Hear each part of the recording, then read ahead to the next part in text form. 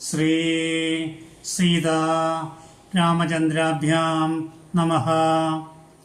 വാൽമീകി രാമായണം സീതാസ്വയംവരമാണ് ഇപ്പോൾ പ്രതിപാദിക്കുന്നത്.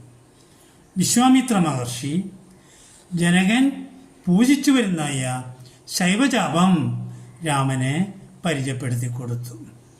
ജനകസ്യ വചശ്രുത്വ വിശ്വാമിത്രോ മഹാമുനി ധനുർദശായ രാമായ ഇതി ഹോവാച പാർത്ഥിവ.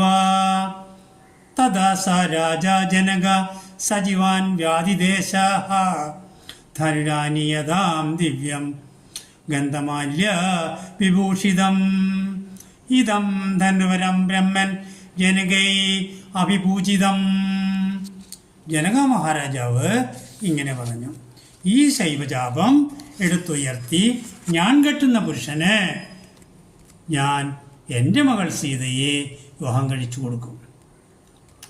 വിശ്വാമിത്ര സുധർമാത്മാ ശ്രുത്വാ ജനകഭാഷിതം വത്സ രാമധനൂപശ്യ ഇതി രാഘവബ്രവീത്. രാമൻ വില്ലുയർത്തി.